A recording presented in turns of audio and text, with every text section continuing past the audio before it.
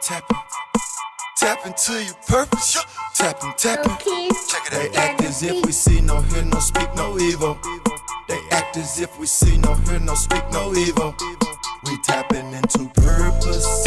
Raw purpose. Raw purpose. We tapping into purpose. Raw purpose. Raw purpose. Yo, what's good, Raw fam? It's your boy Zay. Yeah, it's your boy Rashad. And this is the Raw on Purpose podcast. Yes, Raw on Purpose podcast. You already know what it is. We tap into our raw, authentic selves while in our specific purpose, and we bring in the best and greatest conversations to help you tap into your best self now. That's right. So we're here on part 2 of our conversation about independent women, specifically independent black women, because we have some beautiful black queens in the studio with us today. Representing. Yes. So before we really dive into that topic, we want to say thank you for listening. Please do us a favor. Follow us on Facebook at Raw on Purpose. You can find us on Instagram at Raw on Purpose _.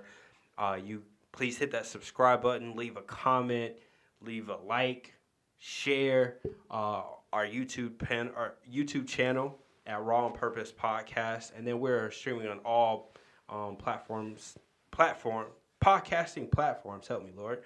At Raw on Purpose, and then you can email us if you have any thoughts, any concerns, ideas, criticisms, whatever it is. If you want to join us, hit us up, rawonpurpose@gmail.com.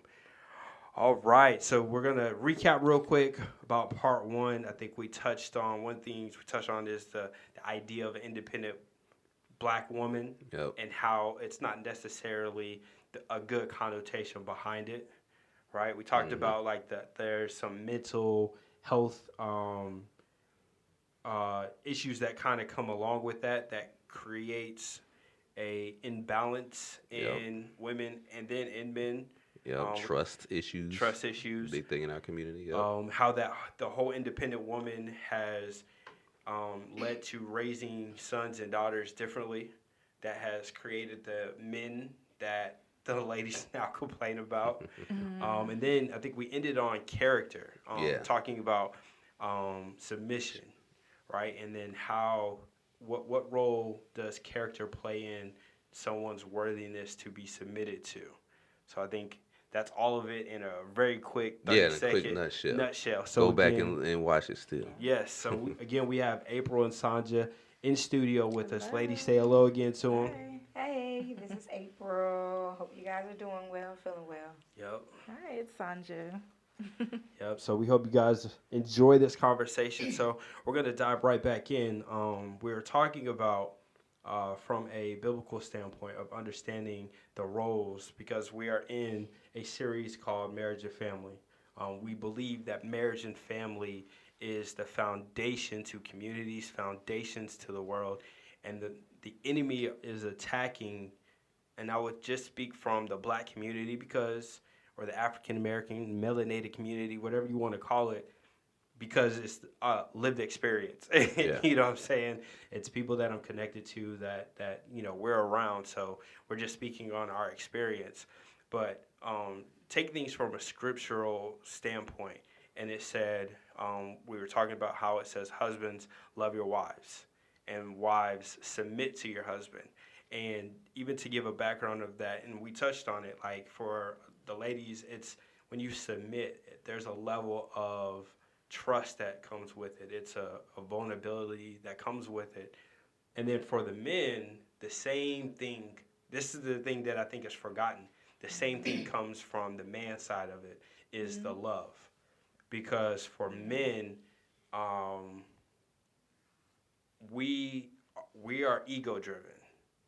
And I shouldn't say we are ego driven, but we're also mind driven, right? We move with our minds. We don't necessarily move with our hearts. And so for us to love, it takes us tapping into our heart.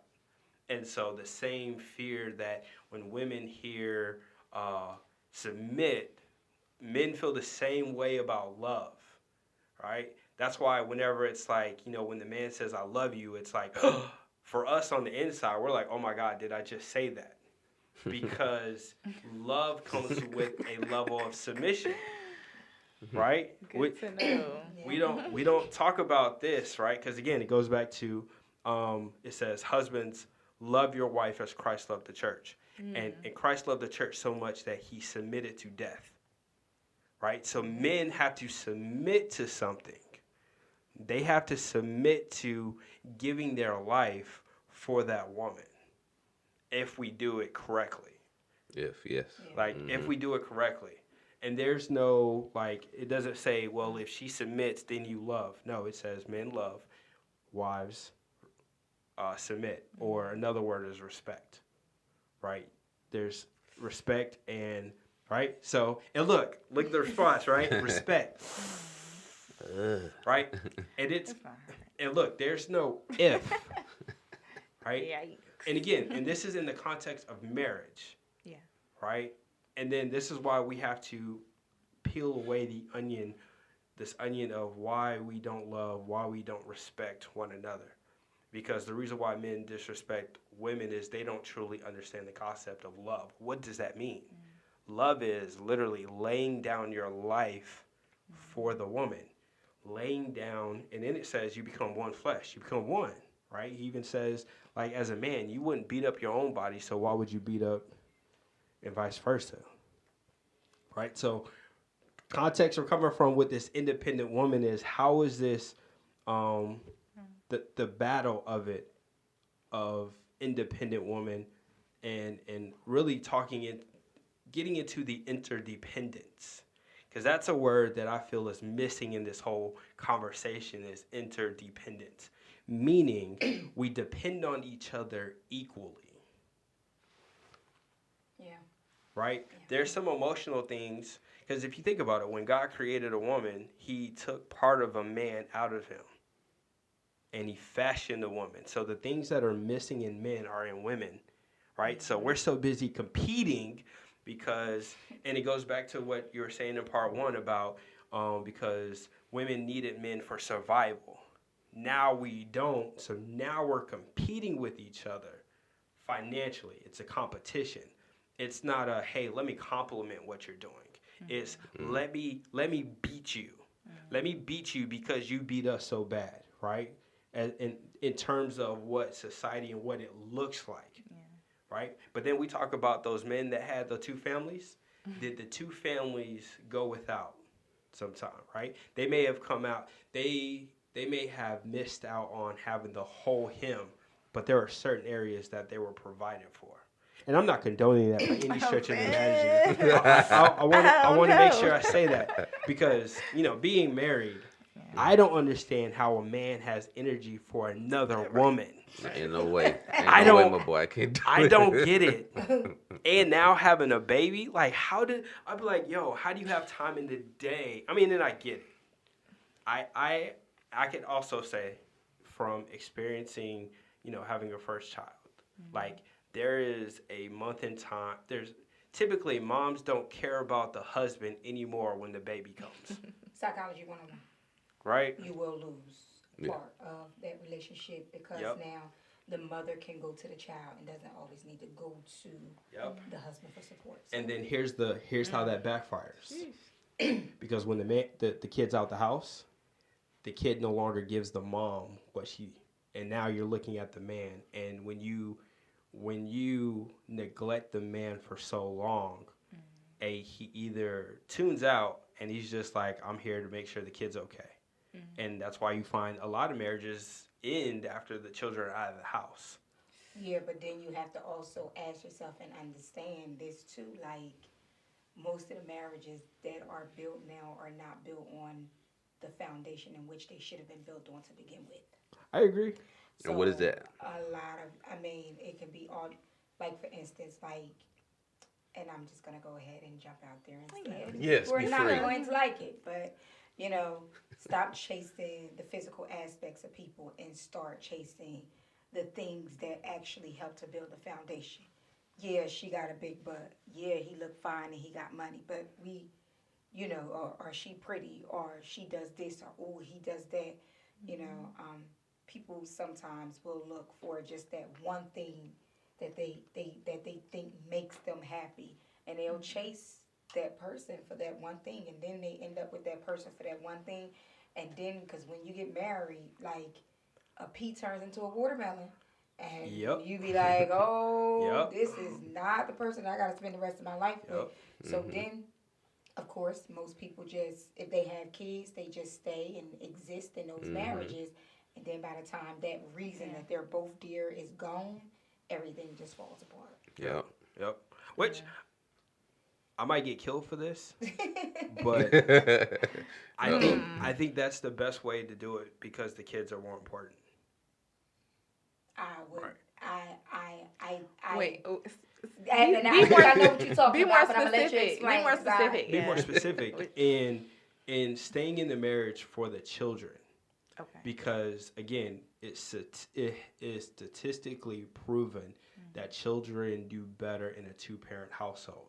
To where if the parents are focused on being amazing parents, to where, and this is for, let me say this, for mature parents. Okay, yeah. Okay? Because that makes break it all the way down. Let's say for mature parents that know how to parent well, right? That know how to parent well, even though they may not necessarily get along with each other, but they're able to parent, their children become better. It just is better for the community so, and we talk about it on one of our one of the we have one of the previous ones is talking about why does it seem like marriage is on the decline, and in one of it we specifically talk about how children are sacred and how many times we put the kids aside for our own selfish desires as the husband or as the mother and as the father, and not submitting first of all under the marriage and submitting unto God, and then understanding that the children are the most important part of the marriage while they're there. Now, you got to figure out how to become a couple again after they leave. So, and as you're talking about foundations, right, I believe that first and foremost, the foundation of any marriage should be on Christ. Bar none. I don't care. When you have that as the foundation, and I know in the church, the divorce rate is just as high as the world. And that's because, honestly, a lot of people don't live what they believe, and they don't really live according to what the scripture says, right? And this is a whole nother, I'm not even going to get off that. I'm not even going to get into that tangent. But when you submit yourself first to God, right? I think that's the first thing. So for a woman to find someone that's worthy to submit to, first of all, is he submitted to God first, right? When he's able to submit, then it makes it easier for someone to submit to. And that plays into character. And one of my favorite authors that has done exhaustive studies on marriage and men and women, Dr. Miles Monroe. And he says that when a man is in God's presence, the woman should be in God's presence as well, and then they'll see each other in God's presence. Better yet, God will bring the woman to the man, just like he did in the garden when everything got started. It was Adam was created first, and then God saw that he needed someone to help him. He needed someone to love on. He needed this is what man needed. And then when I say man, not just the male, but this is what he found in humans. That's why this whole quarantine, people are going losing their minds because we are built to connect with each other. And he saw that he was alone. He created a helpmate. And so he put him to sleep. And then he brought her into his presence. He was in God's presence. So when you are in his presence, oftentimes, because we also know statistically that there are more women in churches than men. And a lot of times women leave God's presence. They go find this boy and then try to drag him into God's presence, and it doesn't work because the man that is in God's presence sitting right next to them does not look as attractive as the little boy over here that's playing all these games. I'm trying to figure out where the men in God's presence in these churches are. I was going to say, what? But see, they all seem to be married to me. No, not right. No. But it's church isn't necessarily God's presence. Is Yeah. Even self, are we praying? Are we studying his word? Are we meditating on his word? Are we living out his word? Like when we get in those spaces, right? Because I remember wanting and desiring to have a mate, desiring it to where, and then you hit those lonely spells, and then you start just messing with a bunch of people, and it's just like, yeah, no, okay, all right, God, I'm submitted. And then literally for myself, I walked into church one day, saw a young lady, and I heard the Spirit say that could be your wife, right? And people make the mistake of, there's the one, and there's no such thing as the one. There's the person you choose. It's the person you choose. God puts them, God brings them to you, you choose on both sides, right? And this is the other thing we have to throw away. There's no perfect relationship. Right? Man, it's like stop watching the movies, the stories and all that illusion and fairy tale stuff. But again, so many people have that cooked up in their head. Yep. Like, that's what I'm saying. So many people. And people glorify weddings over the actual marriage relationship. So they put all of this energy into the wedding to fulfill that fairy tale, but they don't really make an investment on a long, ongoing part as far as creating a healthy. I don't even really think it. I think it used to be just the wedding. I think it literally is just the gratification of other people. I think even the marriage now, definitely. Everybody gotta have that. I gotta be able to show that me and my boo. We dress up in what we do. You enjoy the idea of the person and not the person. And not the actual person, or not what the actual foundation of it all is supposed to be. Yeah, and even with dang, I just had it. Even with even with the movies. Because people are so used to being entertained that they don't even see the character development in the people, right? The characters always develop to where then the ending happens. If there is no development, because there's always they meet each other, it's beautiful, then you have the conflict, right? And then that shows the character of each person. And then someone has to submit to their feelings or the love, the submission. They got to submit to it, and then you have the happy ending. Most people forget about the whole plot of the movie, and they only focus on the happy ending. Yeah. And then what happens is nobody sees what happens after that happy ending moment, because it's literally a moment. Yeah. Right? I talk about when people used to say, my second year of marriage, how's marriage? And I was like, man, it's a beautiful struggle. That is. It's a beautiful struggle. That's real and honest. You can say the same thing about kids. It's a beautiful struggle because it is. It's a struggle to become one. But in that moment that there's that oneness when you're both walking in step, it's the most beautiful thing on earth. I was talking to my pops the other day, and I said, I heard this joke, that I think the real reason God created a woman Eve for Adam was God knew that was the one thing that he would have to lean on God for. And it's the honest, you have to stay. As a doing marriage as a godly man is one of the toughest things, because again, going through, we were just talking about the whole, when the mom comes, right? Going back to my pastor broke this down, and it's helped me stay sane, and I said it in part one, every male and every female is created as a man, woman, husband, wife, mother, father. And the mother the woman will never give up her mother. She'll give up the woman, she'll give up the wife, but she'll never give up the mother. And the man will give up the father and will give up the husband, but he will never let go of the man. And there's a language in all three of them that you have to speak. And it's hard work having to be the husband for a season, because the man's going to have to be sacrificed. And then there's going to be a moment where you're the father and so what men would be like, yo, all right, I don't want to be a father, I don't want to be a husband. They walk away because their ego stays intact. And for a mom, she'll let her woman go. right? You see some women, they were beautiful, right? They cared about their body.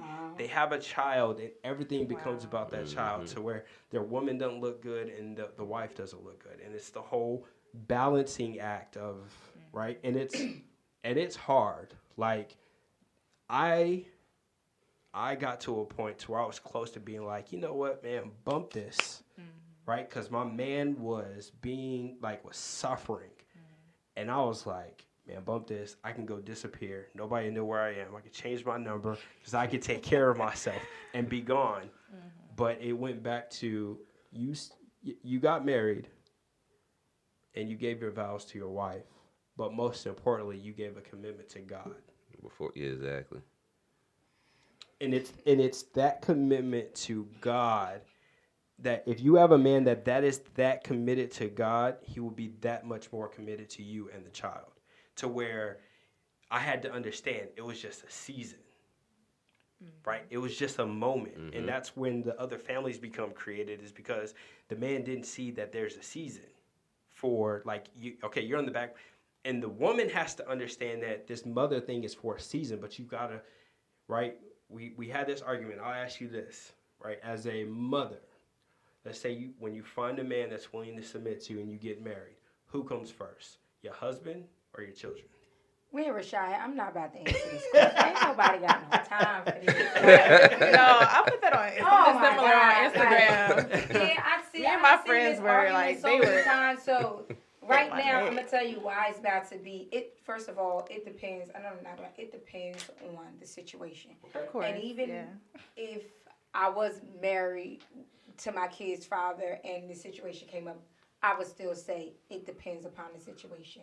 Because again, your kids cannot fend for themselves. The man can.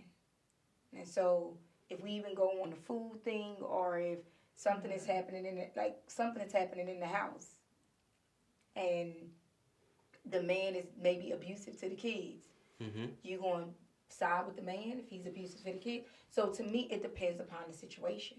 I agree. But now that my kids are older, and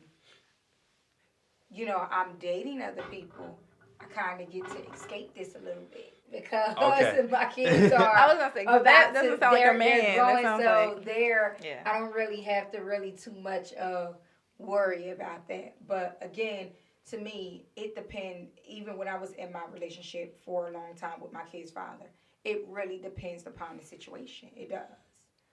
And that's fair.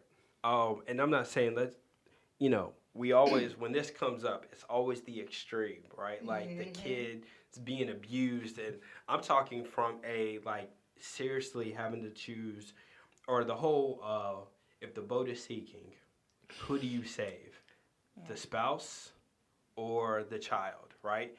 And 9 times out of 9 times out of 10, the man says he will protect, he will go after the woman. And what women say is they go after the children, right? Because again, that whole mother thing. Because first of all, the God, again, if we understand the hierarchy of what God created, isn't she supposed to? It goes God, husband, children. Yeah. Yeah. No. I know that. Even the whole, if your wife is giving birth and you got to choose to save one. Save me. No. When I was younger, again, with maturity, I was like, you better save this baby, and you gonna take care of our baby, and you gonna love our baby. And I'm like, we can have another. We can have another baby. You can't get another me. Yep.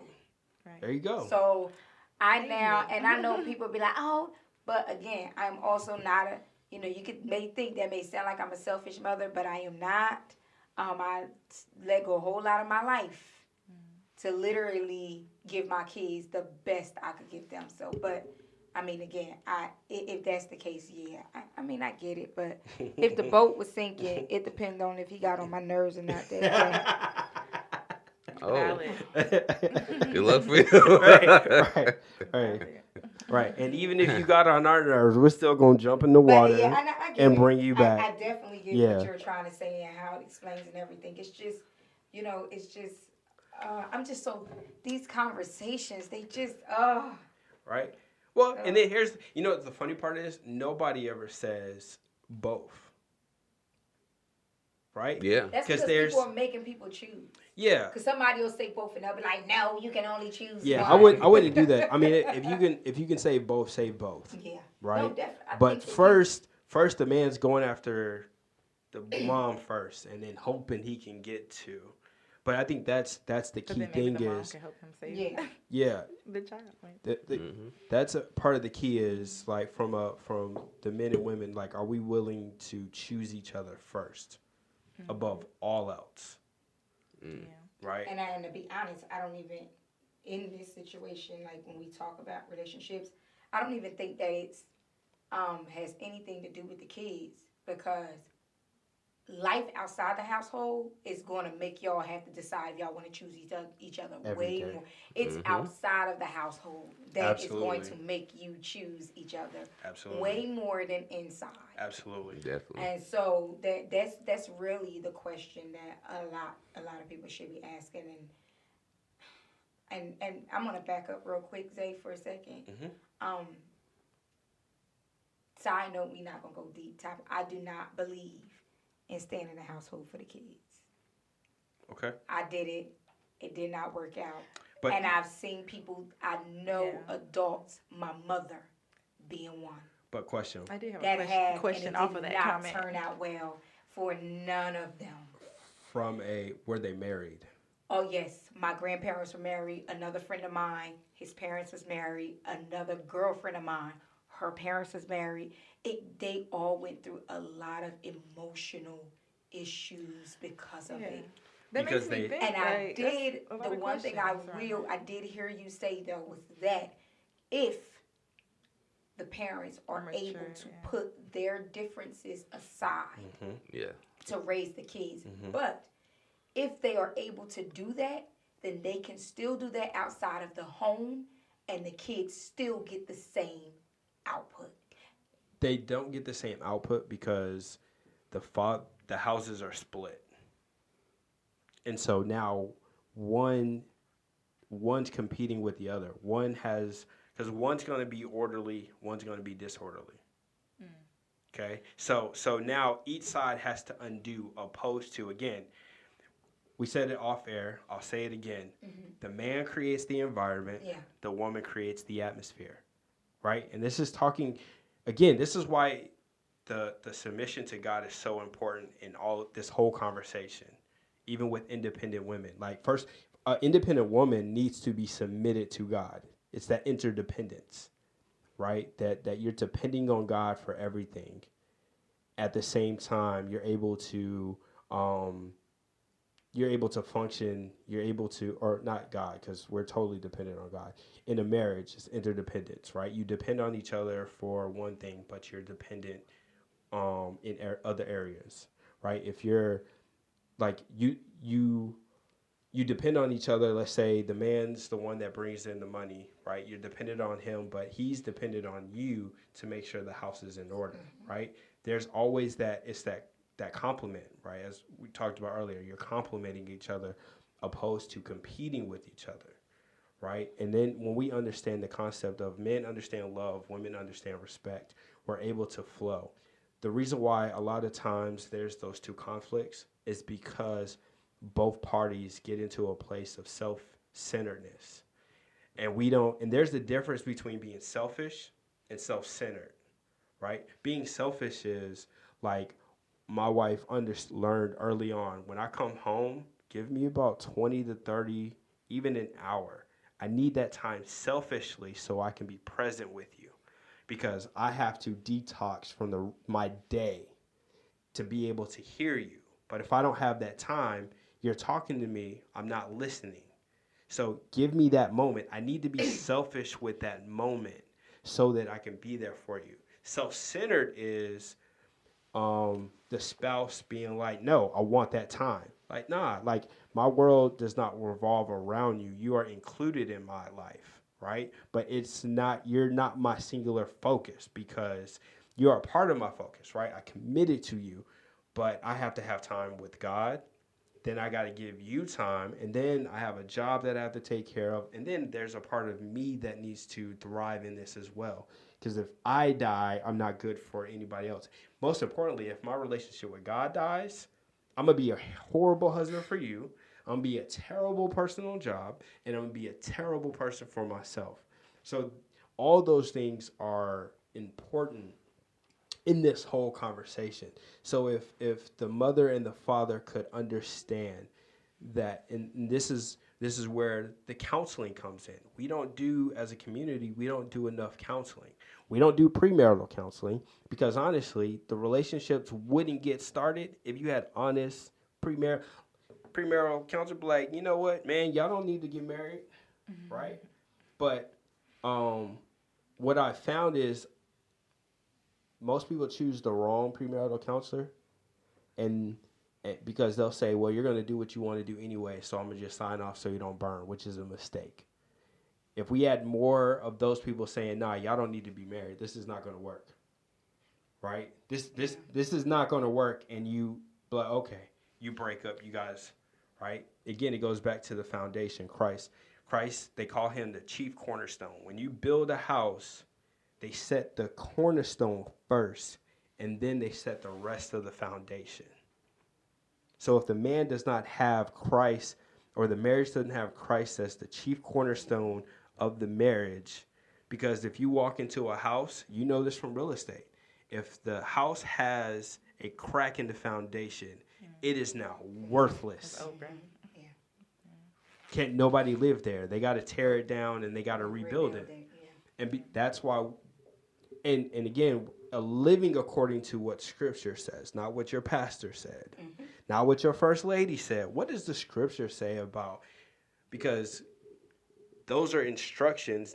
Because he established, right? Marriage was the first institution that God established. He didn't establish it for independent men and independent women. He established it for, first and foremost, producing children. There's sacredness in children. He did it for that, and then he did then marriage, the sexual aspect of it for children and for pleasure between the husband and wife. So, and it goes back to, like you were saying, a lot of marriages start because, man, he was good in bed. Ooh, man, that felt good every time, right? We get into the physical attraction. And then, again, going back to Miles Monroe and dating and waiting, he talks about first it needs to be a spiritual connection, then there's an emotional connection, then you get married, and it's the physical. Yep. And the other part of talking about why even some of that stuff doesn't work is because now you have someone that has multiple sex partners, so you have multiple demons, you have multiple connections, you have multiple things you didn't detox from, and this person comes in, and now you have a melting pot of demons that nobody conquers. Nobody cut those generational ties. They didn't put the work in through fasting, prayer, spending time with him, meditating, all that stuff.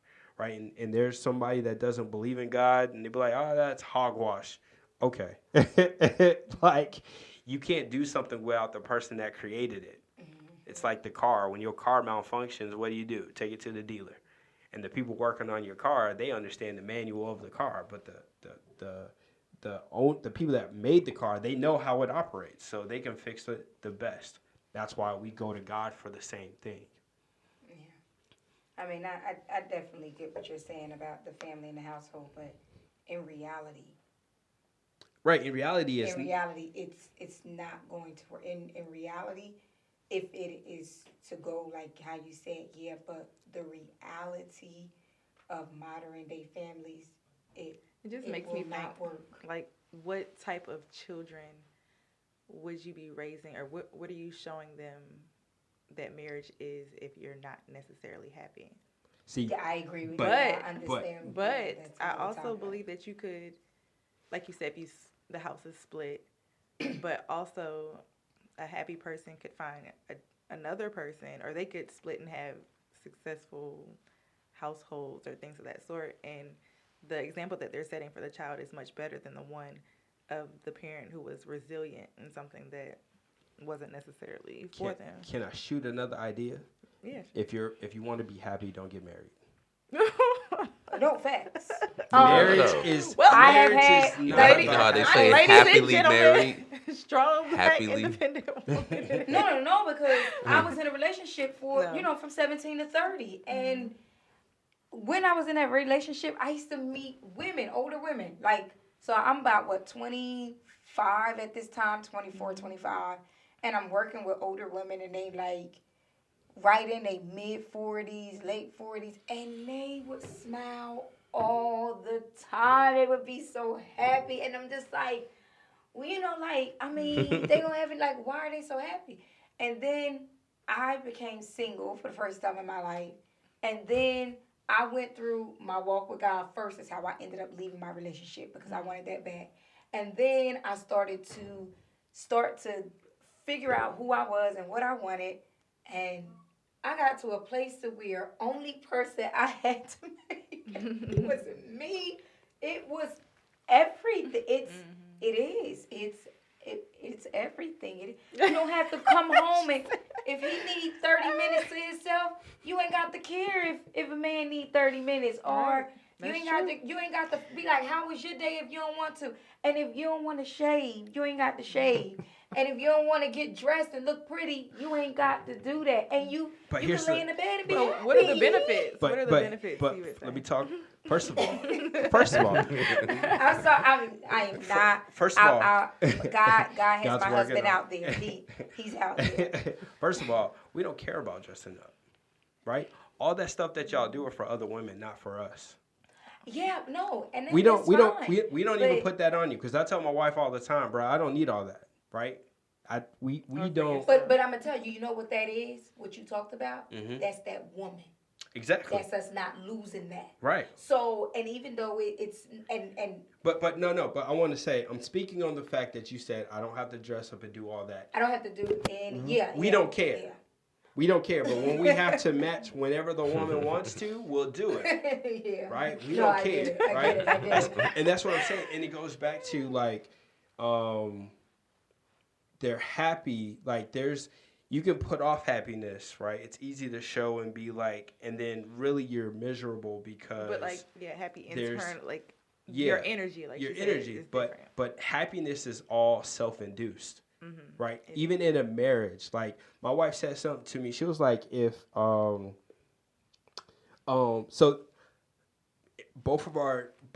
on both sides of our family is a Jones, right? So it depending on how close you are, right?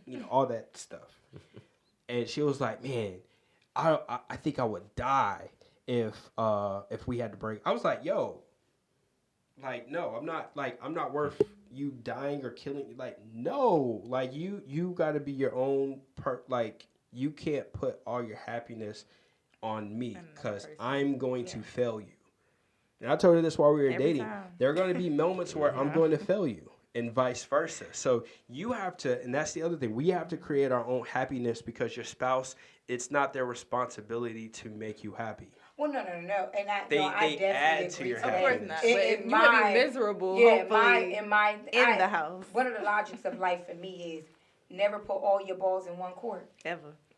Never. That means never only depend on one source for happiness.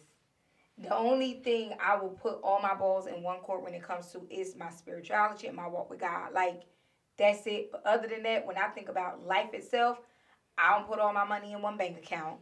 I don't put all my happiness in one yeah. So I definitely, which is the issue that when by the time the kid leave out the house, like you said, the woman is now, not only is she them two things that you said, that pillar of what she needed, she's not only just trying to figure out, hey, that wife part, but she's trying to figure out that woman part too. Yeah. So which is why that dependence just on, which is why, again, it makes sense for the pillars when you say there is three, because you need to be splitting those three. And there's seasons where you're in one of and the other one suffering, and you have to figure out how to balance it, and it's tough.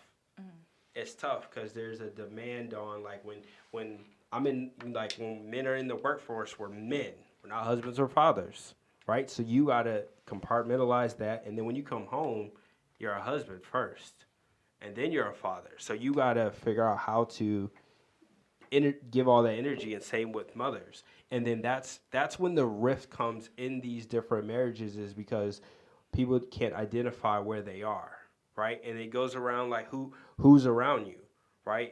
If you're a wife and you're around a bunch of single people, yeah, you're going to become them. If you're flock, right? If you're a flock, if you don't The end start result. spending more time around a bunch of married women, and vice versa, like my friend circle changed when I got married.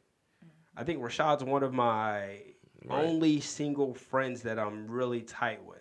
Yeah. And it's because, and we're still tight because his character is solid and he checks me, right? When I have conversation, he checks like, yo, where is this coming from? You better have friends like that. But you better have friends that it's okay for them to check you, and you again, you know that their character is good and they don't have that envy towards you. But I mean, you better have some friends that's willing to check you. You know what I'm saying? Got to marry, got to make sure they stay married. Right.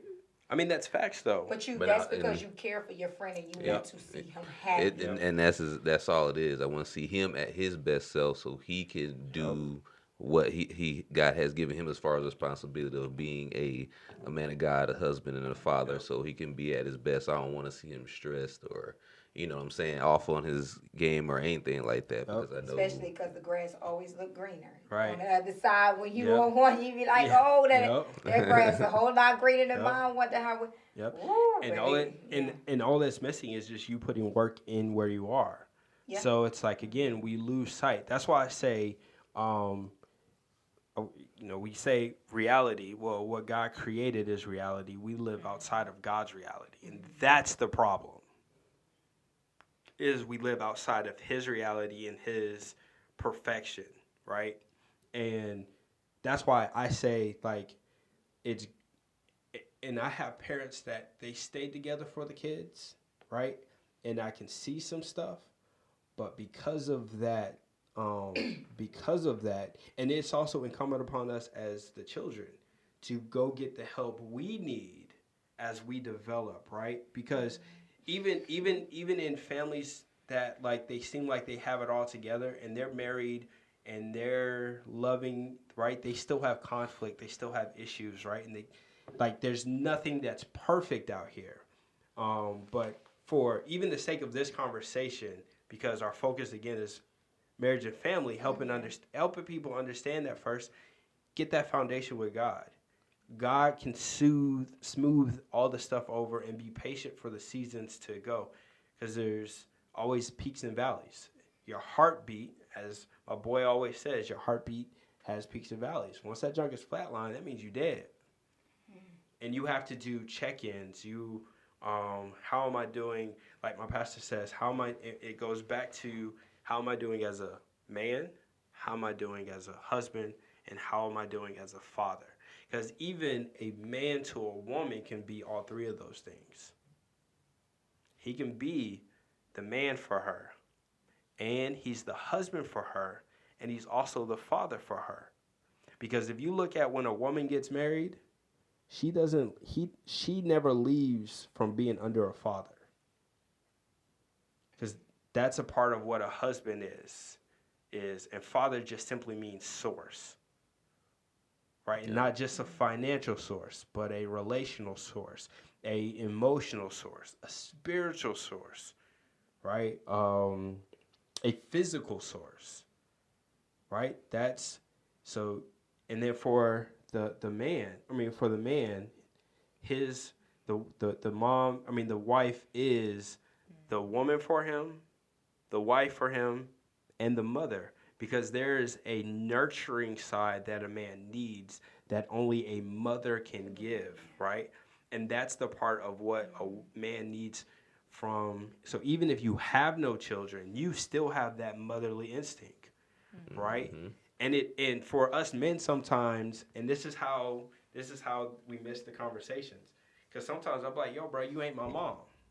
But she's just operating in that mother space for a moment because that's what you need. And our ego can't handle it because we're sitting in our man and the mother speaking, and we don't. I tell you, Yeah, I done heard life that is a lot. hard. I'm just No, I heard like I got that. You're not my mom.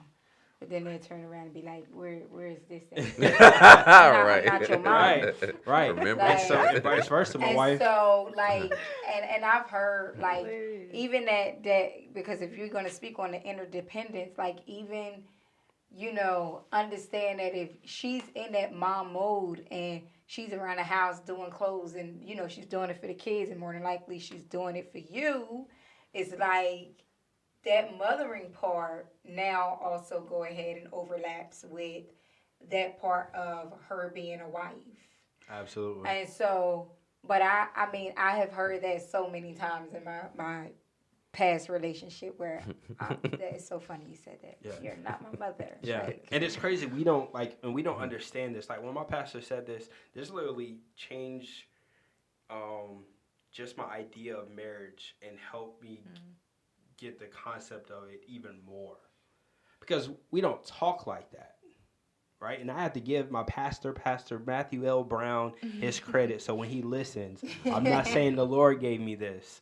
Like, he and literally he just set those foundational points, and then I just watched it happen to where it's like, oh, okay, that's what happens. So like, when we're speaking in those different languages, and I'm hoping that for you that are listening, that this is even helping you understand when you're communicating with your significant other, like you're in these different spaces. Identify it so that you can grow from it, right? And go get the counseling. Go get all those things that are necessary, because it's like your car. If you don't put oil in your car is just going to stop on the side of the road. Same with marriage, right? Same with like, as an independent woman, I'm glad that there are more older women helping these young women understand that this whole independent title is not healthy, because then nobody comes to help you when you're screaming, help me, right?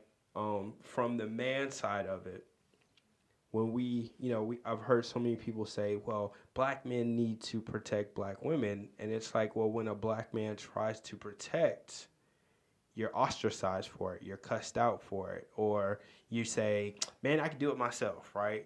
Like when you open the door for, I could do that. And it's like, well, forget you then. Next time I'll let it slam in your face. Suppose you're saying, you know what, man, thank you. That's all you had to say was thank you, right? Simple. Right? It's like so now it's like when we're like, why won't men help? It's like, well, we tried to. You told us you didn't need us, so we just sat back and we're like, yeah. Now, some of us are still gentlemen. I don't care what you say. I'm going to hold the door for you. I will be honest. I've slacked that now in my marriage. I did it when we were dating. Don't touch the door. Then I just got tired of fighting you for opening. I was just like, okay, just get out the car then. just get out the car. Tired of fighting. It's like my New Year's resolution is I'm gonna open the door for my wife. Right now, when we go somewhere, I open the door. She knows not to touch it. When we out, and don't touch the door. But getting out the car, that's the only little part that I could be honest in. I'll say I'm continually working on. But we got to understand that both sides, even though we have moments of independence, we're still dependent on one another. We complement each other, right? We got to have more of that conversation. It's like, yes, I'm independent, but at the same time, I want a man, and honestly, I need a man, right? Yeah. I was actually just about to ask you that. Go ahead. No, I'm glad that you were saying that they can coexist. Yeah. Like you can be an independent person. Yep. Within a relationship and still depend on someone or have interdependence. I agree. Yep. Because it's like, our whole with our being your raw authentic self, right? You got to be the raw and authentic human person being that God created you to be, right? And then we all have a purpose. So like for my wife, this is why even dating with a purpose is important. First, you got to know your purpose, and then you find your mate's purpose. So like I know for my purpose is I'm a creative. I do different things creatively. That's a part of my purpose. For my wife, she does hair and she understands hair and all that stuff. I don't know anything about that. That's her purpose, my purpose. But then the thing that drew us, that our purposes combined, is she has a love for helping young women and helping. Now she's a mother helping mothers. I have a love for helping young men and husbands. So now we're able to come together and do some things together because that's what the collective purpose is. But you're both still individuals, right? We can't lose our individual selves because we are now a mother, father, husband, wife, right? We still have, like, just because you got married does not cancel out the purpose that God has for you. Right. You still got to get that done. You just now have another purpose that's been added to your life, is making sure that that person is provided for on both sides, right? And that's the important thing about understanding this independent woman thing. Like, and we don't care that you're independent. We actually love that there are some moments, because there's just some things we can't think of everything. And we need the help. Absolutely. Right? Like, my wife has to check me sometimes, because I'll be like, yo, like, I know. She's like, well, the one time that I don't say it, you are not going to know. Right, you're not going to know, right? So it's like, you know what, you're right. Right? And it's like, because we lean on each other. We have to. I just think that we also forget to love the oppositeness of each other. Yes. Like, And appreciate that. Yeah. like I agree. It's we don't know everything. Yep. We don't. And as I'm on my fast this month from social media, the one thing that I enjoy is not seeing the fights all the time. Like, this man, woman, like Yeah. y'all don't even compare to fight each other. Like, it's things that men cannot do Yep. that women can do, Absolutely. vice versa. Like, And that's what makes us valuable. Like, I and- am utterly Exactly. confused. It does. Bingo. Because Yeah. if you on a team, again, Yep. husband and wife, like, it's something you're good at, Yep. I'm not good at, vice Exactly. versa. Right. So you get to pick that up while Yep. I get to pick the other part up of where you ain't good Right. at, and then that's how we make it whole. Yep. Yeah. Like, the fighting thing, I just do not, it gets so tiresome. And when I converse with some of my male friends, I'll be like, look, we not about to have this Adam versus Eve Yeah. type, conversation. We're going to go ahead and I'm just going to make this point and then we're going to go on about it. But yeah, I really don't understand what the fight is. But as far as the independent woman, I think it is okay to have your independence, but not just for a woman, for everybody. Like, as a man growing, because at the end of the day, before you can be with somebody, you must understand yourself, where you're going to have to gain that independence individually from whomever your mate is, and you have to have that before you go into a relationship. Right. So I don't see nothing wrong with that, but it's just more so how the stigma is thrown on black women that Question. it comes to. Question: do you think the dynamics of, like, relationships, marriage, family has the influence of times, ages, and society? I ask that because, of course, we already know, like, the industrial age around where our great grandparents and all that type of stuff, so, like, the basis of them, getting married is because they had basic needs, basic needs. She needed him specifically for a reason. He needed her for a specific reason. They just understood a role that they were supposed to have, and they just made it work. Now, today, we have options, and both the man and the woman have options, and I think the relationship itself, it being able to stand the test of time in these days, is more prevalent of a healthy relationship than something that stood the test of time back then. Yeah, for sure. Because they were limited with resources, with of course, they didn't have no social media. Yeah. And it was just like, man that worked and did this, woman that took care of home, blah blah blah blah, and that was it. Now everybody's working in the house, and more incomes are needed to keep things household up. running, yeah. So everybody's not going to necessarily be at the house, though we have work from home options and businesses and all that too. But the of technology, all that has an influence now on how we relate to each other, how we. Anybody can go and get some food if to supply the need of hunger. The guy can go and pick up some food. She can go pick up some food if there's nobody cooking.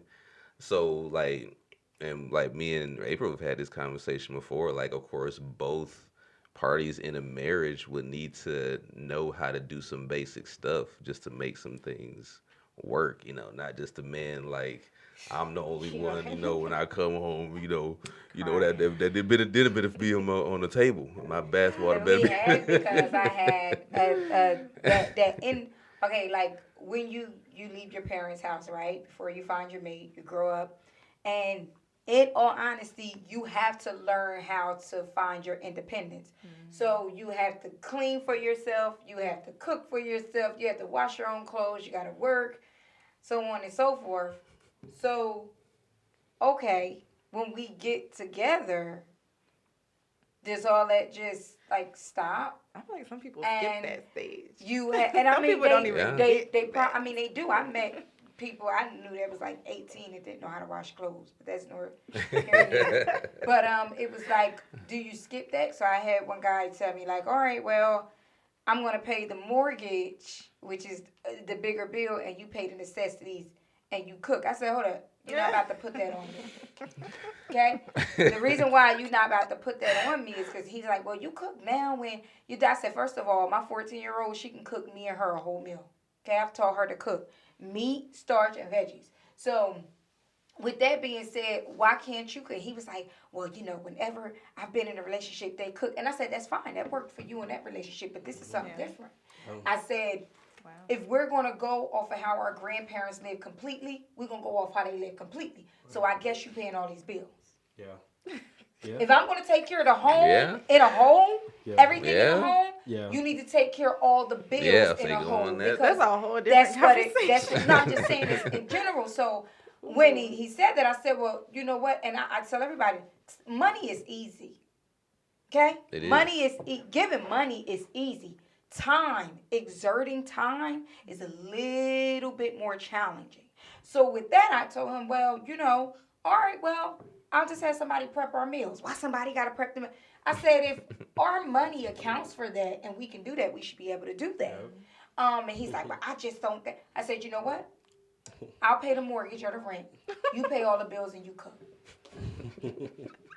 That it shouldn't be no problem, right? It's fine.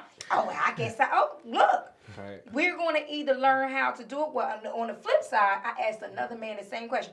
Oh, you could cook or I cook. We cook whenever we feel like it. And, we'll figure it out. Yeah. It's like, why, though? And then that's the difference between the one that was raised single mother was the one that wanted you to cook.